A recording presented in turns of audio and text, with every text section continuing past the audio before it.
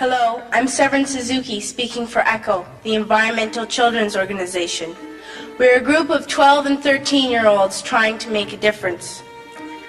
Vanessa Setti, Morgan Geisler, Michelle Quigg, and me. We've raised all the money to come here ourselves, to come 5,000 miles to tell you adults you must change your ways. Coming up here today, I have no hidden agenda. I am fighting for my future. Losing my future is not like losing an election or a few points on the stock market.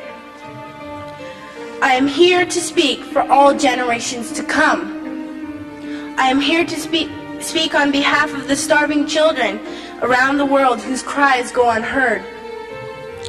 I am here to speak for the countless animals dying across this planet because they have nowhere left to go.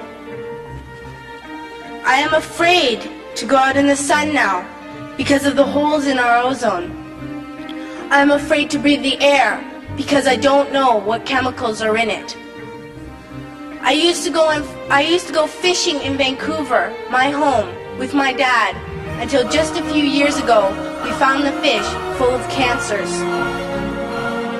And now we hear of animals and plants going extinct, every day vanishing forever.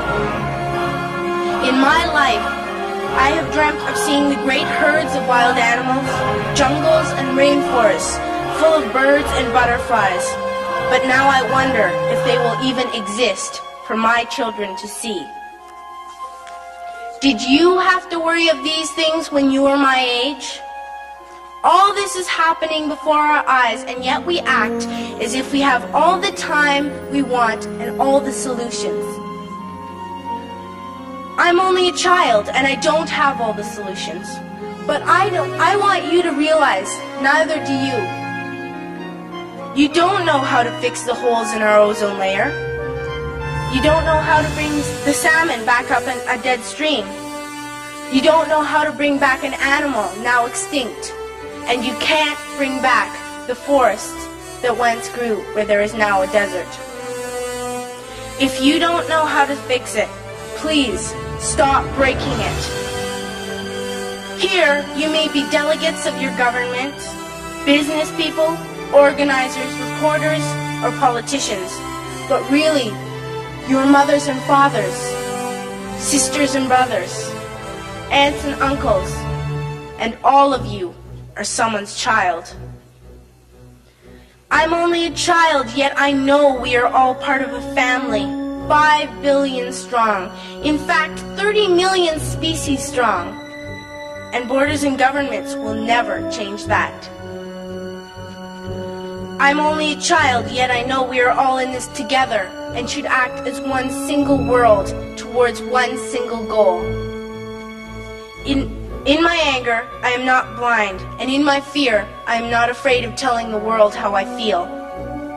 In my country, we make so much waste. We buy and throw away, buy and throw away, buy and throw away, and yet northern countries will not share with the needy. Even when we have more than enough, we are afraid to share.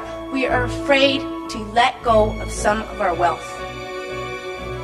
In Canada, we live the privileged life, with plenty of food, water, and shelter.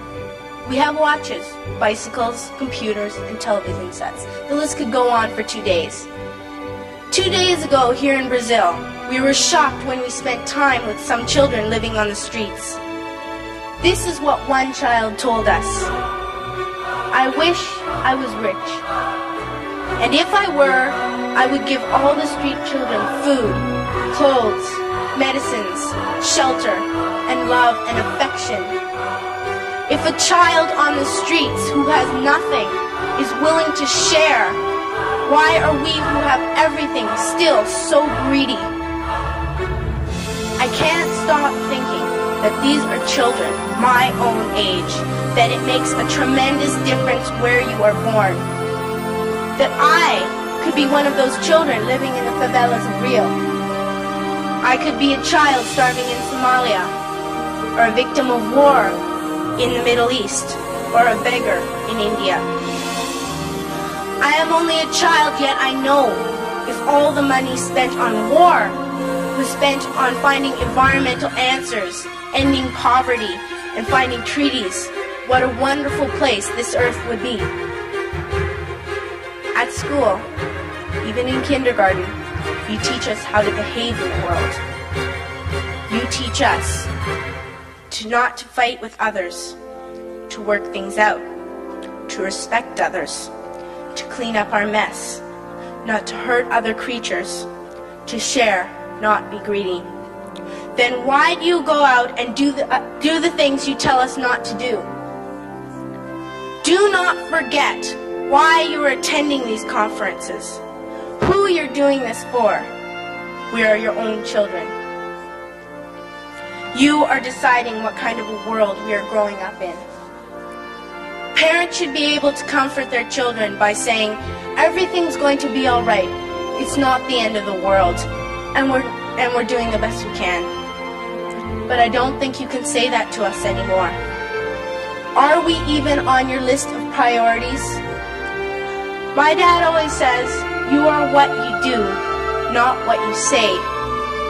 Well, what you do makes me cry at night. You grown-ups say you love us, but I challenge you, please, make your actions reflect your words.